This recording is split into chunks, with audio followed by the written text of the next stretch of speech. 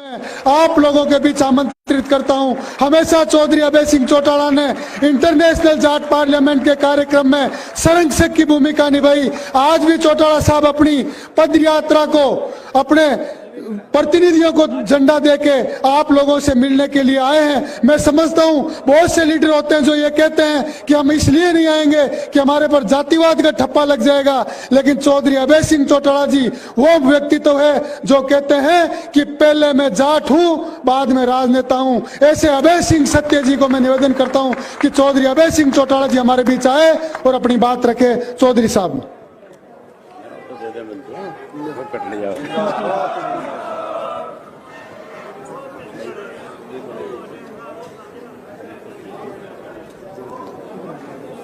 बहुत ही आदर और सम्मान के योग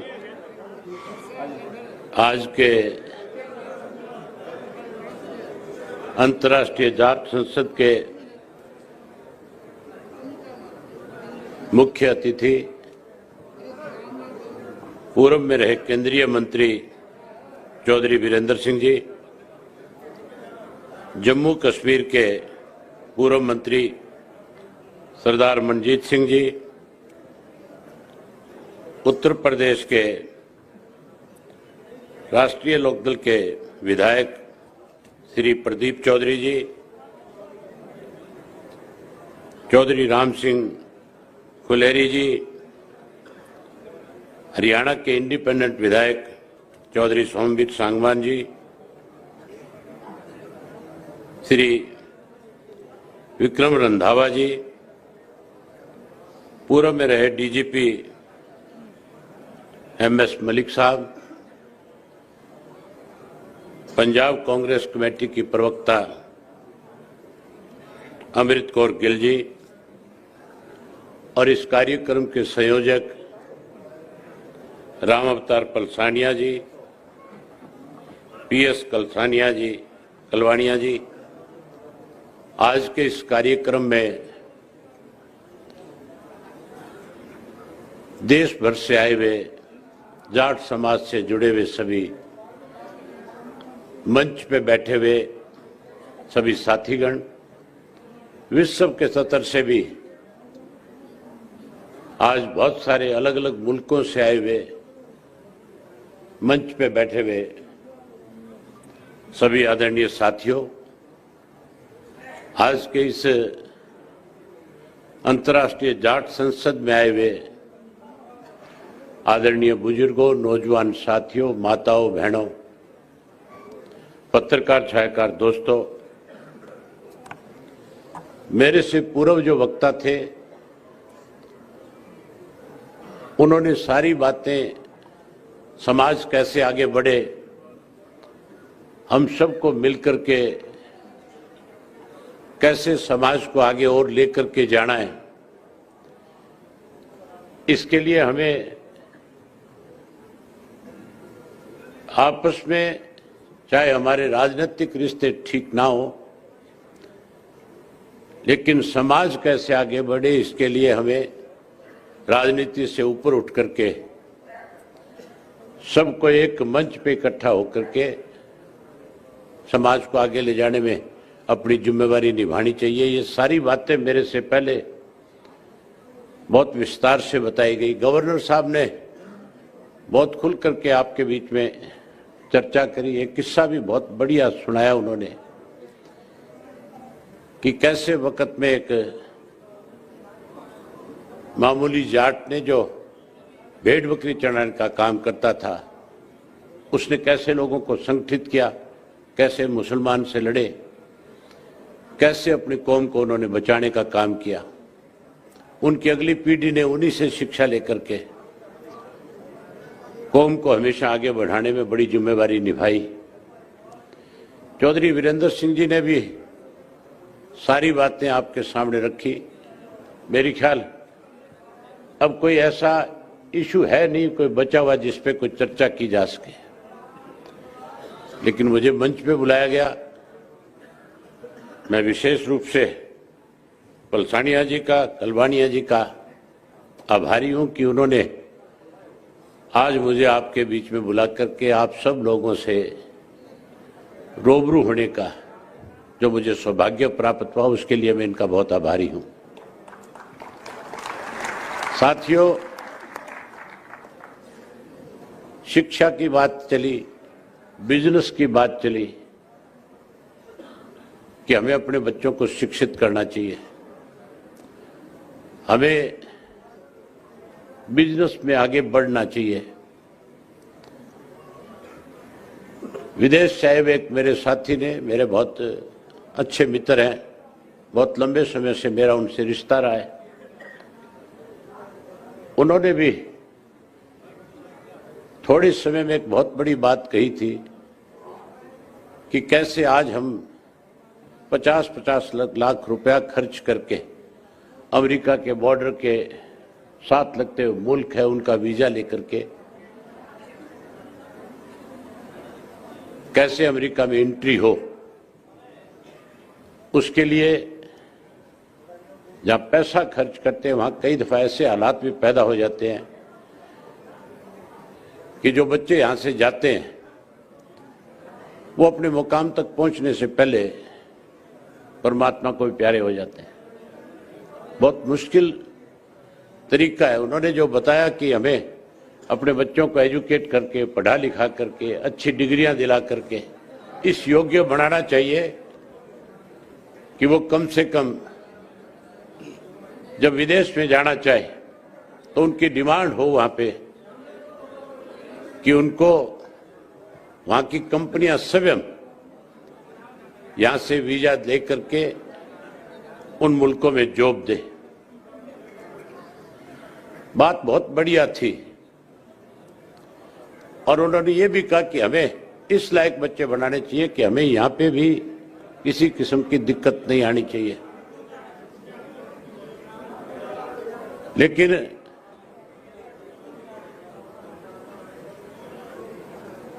आज की तारीख में जहां हमें एजुकेशन पे ध्यान देना चाहिए, वहीं उसके साथ साथ समाज की जो बुराइयां हैं, कुरीतियां, जो कमियां हैं, जो खामियां हैं, उनको भी दूर करने के लिए हमें आपस में मिल बैठ करके फैसले लेने चाहिए ताकि हमारा समाज भी और आगे बढ़ सके। हमारा समाज जो है, जाट जो है विशेष करके, उसने हमेशा दूसरे की मदद में आगे बढ़ने का काम किया है। मैंने बहुत सारे ऐसे इत्तेफाक देखे हैं जब कोई किसी की मदद के लिए आगे नहीं आता तो हमारी कम्युनिटी के लोग जो है वो कहीं ना कहीं आगे बढ़ करके ना केवल मदद करता है बल्कि वो इस तरह से मदद करता है कि जैसे उसके खुद के अपने किसी सदस्य के साथ कोई दुर्घटना हो रही है और कैसे वो उसकी मदद करे, वो अपना सब कुछ दांव पे लगा करके भी दूसरे की मदद करने के लिए हमेशा आगे रहता है। अभी बात चल रही थी चौधरी छोटू राम की। चौधरी छोटू राम जब पंजाब के अंदर मिनिस्टर हुआ करते थे, उन्होंने कैसे किसान कौम को मजबूत किया जाए, कैसे किसान को ताकत मिले, उसके लिए जहां किसान को एक नारा दिया था, वही उन्होंने एक बहुत बड़ा फैसला लिया था। उस फैसले का जिक्र मेरे ख्याल मेरे आने से पहले किसी ने किया होगा तो अलग बात है। एक बार किसान के खेत के गेहूं पक करके तैयार हो गई थी, वो रेवेन्यू मिनिस्टर थे और उस वक्त के कोई गवर्नर जो थे, उन्होंने चौधरी छोटू राम को बुला करके कहा था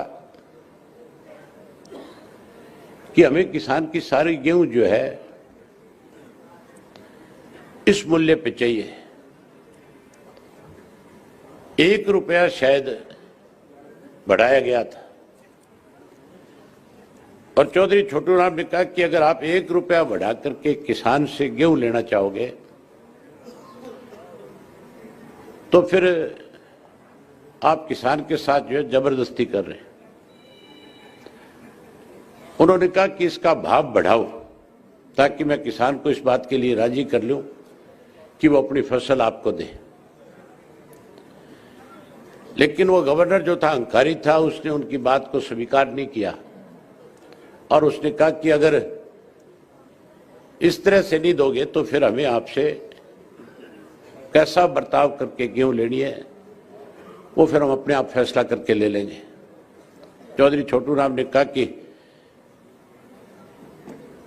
पहले तो मैं सोच सकता था, लेकिन अब तो अगर भाव नहीं बढ़ाओगे तो मैं किसान को इस बात के लिए तैयार कर लूंगा, वो खड़ी फसल को आग लगा करके अपनी गेहूं सारी की सारी खेत में जलाने का काम कर लेगा, लेकिन आपको नहीं देगा। और आखिर उस अंग्रेज को झुकना पड़ा, गेहूं के भाव बढ़ाने पड़े और किसान को चौधरी छोटू राम ने एक बड़ी ताकत देने का काम किया था।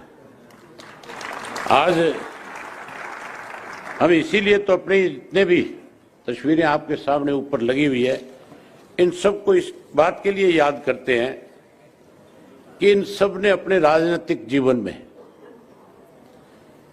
कोई ना कोई अहम फैसले जरूर लिए थे, जिसकी वजह से आज ये हमारे लिए पूजनीय है। आज हम इनको याद करके आज भी हम इनसे कुछ ना कुछ सीखते हैं। इनके ऊपर लिखी जो किताबें हैं, जो पुस्तकें हैं, जो हिस्ट्री है इनकी, उससे भी आज बहुत कुछ सीखने को मिलता है। आज सबसे बड़ी जरूरत है हमें इकट्ठा होने की। पिछले साल जयपुर में भी इसी तरह का एक सम्मेलन था और मुझे उस सम्मेलन के अंदर बुलाया गया था। जब मुझे आमंत्रित किया गया बोलने के लिए, समय का अभाव था। उस वक्त वहां के जो चीफ मिनिस्टर थे अशोक गहलोत साहब, जो आज भी मुख्यमंत्री है, उन्होंने एक इंटरव्यू दिया था। उनके यहां पे एक विवाद चल रहा था, उनकी सरकार में बैठे लोग उनका विरोध कर रहे थे और इस किस्म की चर्चा थी कि किसी भी दिन इनकी सरकार जा सकती है। लेकिन उन्होंने अपनी सरकार को अपनी मैनेजमेंट के माध्यम से बचाने का काम किया था। जब उनकी सरकार बच गई थी तो प्रेस के लोग जब उनके पास गए, उनसे एक इंटरव्यू लिया तो उनसे पूछा कि आपने ऐसा कौन सा करिश्मा है, कौन सा जादू है आप में, जो आपने सरकार को बचाने का काम किया। बड़ी हैरानी की बात थी। उन्होंने अपने इंटरव्यू में कहा था कि मैं सैनी समाज का अकलौता व्यक्ति हूं, माली समाज का अकलौता एमएलए हूं और मैं तीसरी बार मुख्यमंत्री हूं। जब मैं मुख्यमंत्री बन सकता हूं तो फिर सरकार चलाना और सरकार को मैनेज करना मेरे लिए मुश्किल काम नहीं है। और वहां पे बहुत सारे जो है जाट समाज के मेंबर पार्लियामेंट, विधायक और जाट समाज के प्रमुख लोग जो थे वो आए हुए थे, मंच पे बैठे थे। मैंने उनसे कहा था कि आपके लिए बहुत बड़ा चैलेंज है। आपकी आबादी 27% से ज्यादा राजस्थान में है और 27% से ज्यादा आबादी वाली और कोई कौम राजस्थान में नहीं है। ना राजपूत है, ना मीणा है, ना गुर्जर है। वहां ये 4 बड़ी जातियां हैं। इनमें सबसे बड़ी जाति अगर कोई है तो वो जाट है।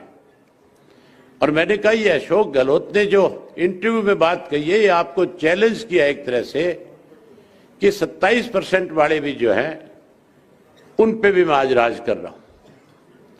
मैंने कहा आप इकट्ठा हो, राजनीति से ऊपर उठ करके कैसे जाट कौम इस प्रदेश में सत्ता में आए, इसके लिए आप अपने मतभेद भुलाओ और इकट्ठे होकर के इस लड़ाई को लड़ो, ताकि आने वाले समय में कोई दूसरा व्यक्ति इस किस्म के छिटा कसी आपकी कौम पे ना कर सके और आप अपनी ताकत के साथ इस प्रदेश पे अपना मुख्यमंत्री बना करके साबित करो कि हम एक हैं, हम ताकतवर हैं, हम वो लोग हैं जो केवल अपनी अपनी कौम के साथ नहीं बल्कि गांव के अंदर जो 36 बिरादरी के लोग रहते हैं, हमारे यहाँ तो सबसे बड़ा भाईचारा कोई अगर मजबूत करने का काम करता है तो वो जाट कौम के लोग करते हैं।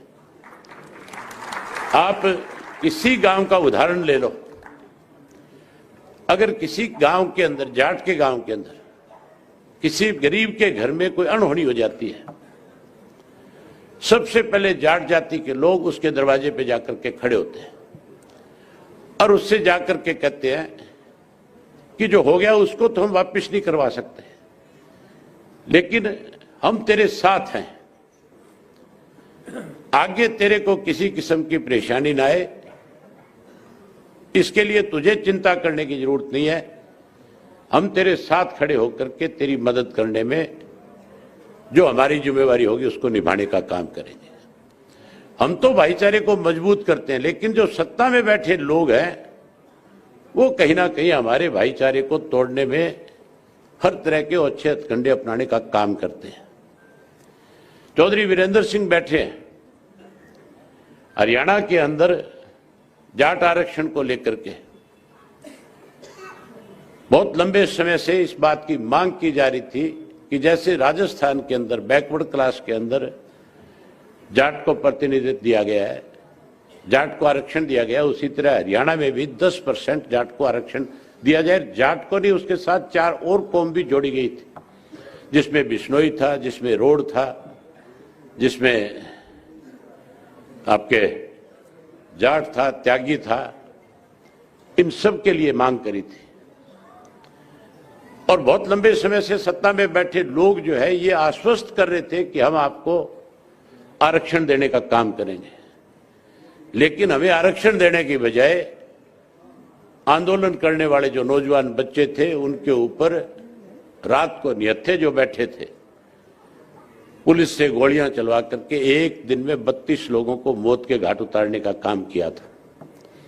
32 बच्चे हमारे मरवाए गए और 32 बच्चे मरवाने के बाद जब जाट समाज के लोगों ने इतनी बड़ी दुर्घटना होने के बाद भी संयम के साथ काम लेकर के नए सिरे से धरना दिया, जसिया में जाकर के नए सिरे से उसकी मांग उठाई, तो मैं और चौधरी वीरेंद्र सिंह एक मंच पे इकट्ठा थे। आज हमारे सामने देवव्रत जी अभी एक बात कह करके गए थे कि चौधरी छोटू राम ने 2 नहीं 3 बातें कही थी। एक तो चौधरी छोटू राम ने कहा था कि ये भोले किसान तू बोलना सीख ले, और दूसरा उन्होंने कहा था कि अपने दुश्मन को पहचान ले। तीसरा उन्होंने ये भी जोड़ दिया साथ में कि अब जाट कम्युनिटी को जो है विरोध करने की बजाय सरकार में कैसे हिस्सा हो उसके लिए सरकार के साथ जुड़ना सीख ले। उनका इशारा सीधा सीधा था कि मौजूदा जो सरकार है देश में या प्रदेश में, हमें उसके साथ चलना चाहिए। देवव्रत जी गुजरात में रहने लग गए, हरियाणा में होते तो उनको पता होता कि हमारे साथ क्या हो रहा है। अब तो चले गए, मेरी बड़ी इच्छा थी कि वो बैठे होते, मैं उनके सामने सारी बातें कहता। हैरानी की बात है, हमारे ऊपर लाठियां बरसाई जाती है, हमारे ऊपर गोलियां चलाई जाती है। हमें चाहे कोई भी आंदोलन हो, अगर हम उस आंदोलन का हिस्सा होते हैं, यहां पे जब किसान आंदोलन चल रहा था, उस किसान आंदोलन के अंदर भी हमारी सरकार में हमारे मुख्यमंत्री ने यहां तक भी कहा था कि किसान आंदोलन नहीं है, ये जाट आंदोलन है।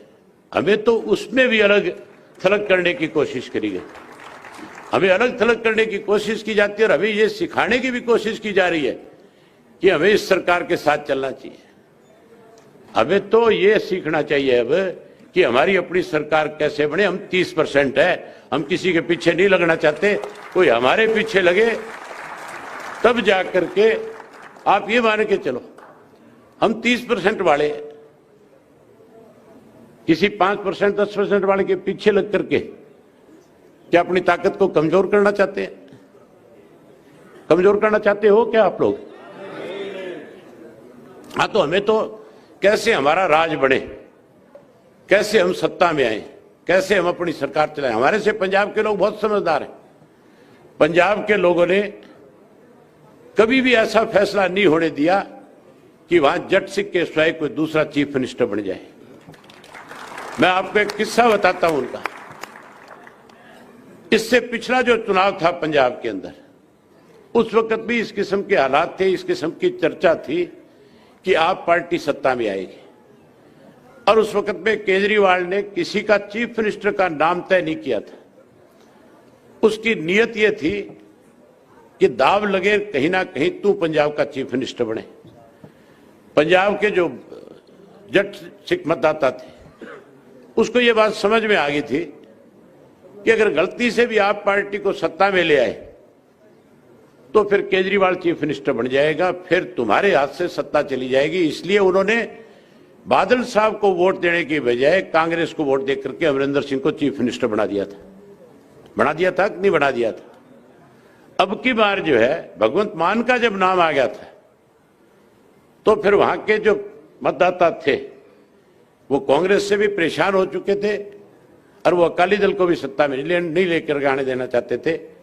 बावजूद उसके उन्होंने, क्योंकि भगवंत मान का नाम आ गया था, एक जट सिख का नाम आ गया था, इसलिए उन्होंने आप पार्टी को सत्ता में लाने का काम किया। सत्ता में कैसे आओ, इसके लिए हम सबको सोचना चाहिए। हम सबको उसको, कौन आपकी ताकत बन सकता है, कौन आपको आगे बढ़ा सकता है, कौन आगे लेकर के जा सकता है। हम चौधरी छोटू राम को क्यों याद करते हैं? इसीलिए करते हैं ना कि चौधरी छोटू राम जब सत्ता में थे तो उन्होंने आपकी कम्युनिटी के लिए बहुत अच्छे काम किए थे, बहुत अच्छे फैसले लिए थे, इसीलिए याद करते हो ना। चौधरी चरण सिंह को हम क्यों याद करते हैं? उन्होंने किसानों की बहुत बड़ी लड़ाई लड़ी, बहुत बड़ी पैरवी करी, प्रधानमंत्री के पद पे रह करके अच्छे फैसले लिए, यूपी के चीफ मिनिस्टर के तौर पे उन्होंने बहुत अच्छे काम किए। चौधरी देवीलाल को भी आज हम इसीलिए याद करते हैं कि जब वो सत्ता में थे तो उन्होंने 10,000 रुपए तक के कर्जे पूरे देश के किसान के माफ करवाने में बड़ी भूमिका निभाने का काम किया।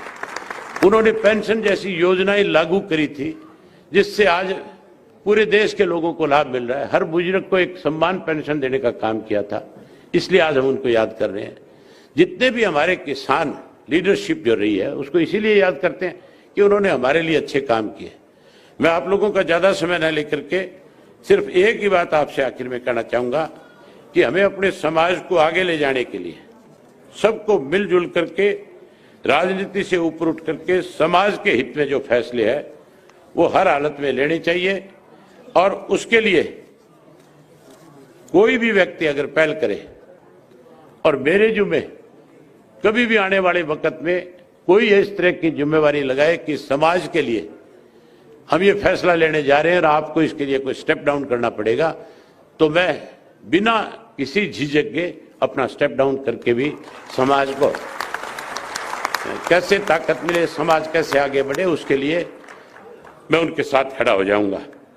मैं एक बार फिर जो है आप सब लोगों का आभार व्यक्त करता हूं कि आप लोगों ने बड़ी संख्या में आकर के आज जो है ये मैसेज दिया है कि अब जाट समाज जो है वो आने वाले समय में बहुत सी चीजों को आज समझ चुका है और आने वाले समय में हम फिर इकट्ठा होकर के कोई अच्छा फैसला ले जिससे हमारा समाज बढ़े, हमें राजनीतिक ताकत मिले, हमारी राजनीतिक पहचान बढ़े, हमारी व्यापारिक पहचान बढ़े, हमारी सोशल पहचान बढ़े और लोगों के मन में हमारी कौम के प्रति एक विश्वास बढ़े।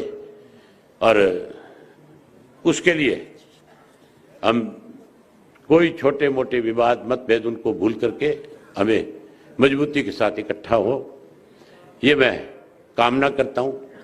और एक बार पलसानिया जी का और कलवानिया जी का आभार व्यक्त करता हूं कि उन्होंने आज मुझे आपके बीच में बुला करके आपसे रूबरू होने का जो मौका दिया उसके लिए मैं इनका बहुत आभारी हूं।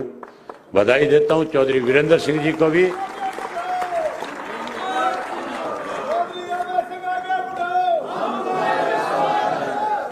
नारे लगाने से कोई आगे नहीं बढ़ता, आगे तो तब बढ़ेगा जब तुम सब लोग बढ़िया फैसला करोगे, हैं? तो मैं जितने भी महानुभाव यहाँ आए हुए हैं इन सबका अपनी तरफ से बहुत धन्यवाद करता हूँ। विशेष रूप से जो विदेशों से आए, मैं उनका भी आभार व्यक्त करता हूँ कि आपने समय निकाल करके अपने समाज को कैसे आगे बढ़ाया जाए, समाज को एक नई दिशा देने का काम किया। इसके लिए आप सब आभारी हैं। आप इतने सारे लोग आए, आप सबका बहुत धन्यवाद। आपने मुझे सुना, आप सबका बहुत आभार, धन्यवाद। चौधरी देवीलाल अमर रहे। आप सब